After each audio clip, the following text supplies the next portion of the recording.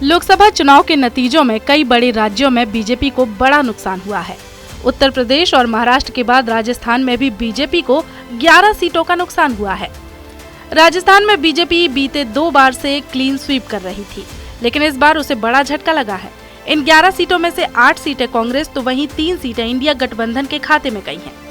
लेकिन अब राजनीतिक गलियारों में चर्चा इस बात को लेकर होने लगी है कि अगर कांग्रेस ने एकजुटता दिखाई होती तो कई और सीटों पर कांग्रेस को सफलता मिल सकती थी, यानी कांग्रेस अकेले ही 10 से ज्यादा सीटों पर जीत दर्ज कर सकती थी।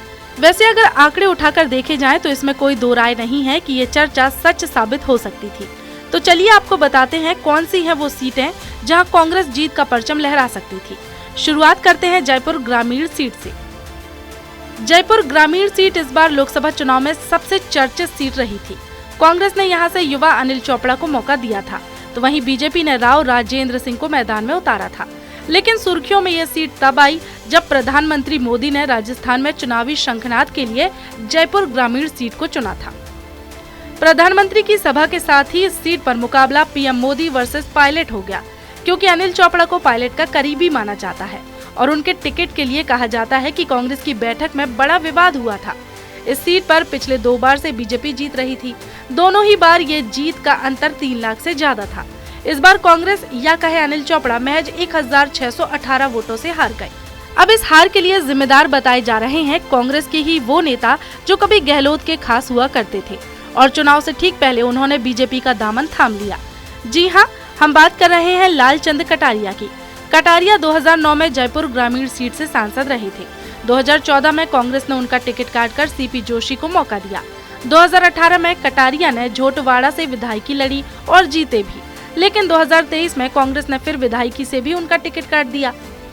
इस लोकसभा की दूसरी चर्चित सीट रही कोटा की, जहां बीजेपी की ओर से लोकसभा के स्पीकर रहे ओम बिरला मैदान में थे, तो वहीं कांग्रेस ने बीजेपी के ही कद्दावर नेता और वसुंधरा राजे के खास और बिरला के दोस्त कहे जाने वाले प्रहलाद गुंजल को पार्टी में शामिल करते हुए उन्हें टिकट दिया।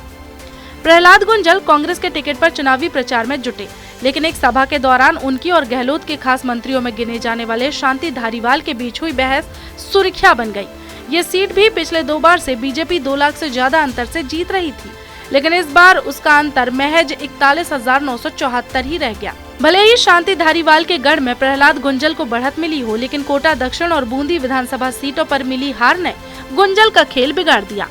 तीसरी सीट रही अलवर की, जहां बीजेपी ने अपने केंद्रीय मंत्री और राज्यसभा के सदस्य भूपेंद्र यादव को मौका दिया था, तो वहीं यहां भी कांग्रेस ने पायलट के खास और युवा विधायक ललित यादव को मैदान में उतारा था। यहां कांग्रेस और बीजेपी की जीत का अंतर 50,000 से भी कम रहा, जबकि 2019 में बीजेपी ने यहां 3 लाख से ज्यादा वोटों से जीत दर्ज की थी। 2014 में भी बीजेपी 2,83,000 वोटों से जीती थी, लेकिन 2018 के उपचुनाव में कांग्रेस के करण सिंह यहां 1,96,000 वोटों से जीते थे। करण यादव 2004 में इस सीट से पूरे 5 साल सांसद भी रह चुके थे, लेकिन 2024 में जब उन्हें टिकट नहीं मिला तो उन्होंने कांग्रेस का दामन छोड़ दिया।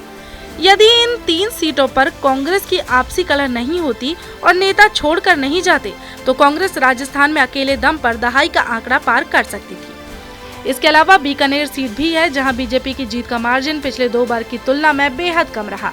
जालौर सीट भले ही बीजेपी ने 2 लाख से ज्यादा वोटों से जीती हो, लेकिन यहाँ भी गहलोत वर्सेस पायलट का मुद्दा काफी गरमाया रहा।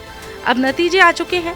बीजेपी अपनी हार पर मंथन कर रही है, वहीं कांग्रेस उत्साहित है कि उसने आखिरकार खाता तो खोल लिया, लेकिन लगता है कि इन सीटों पर कांग्रेस को भी मंथन करने की जरूरत है और साथ ही अपने नेताओं को लेकर भी।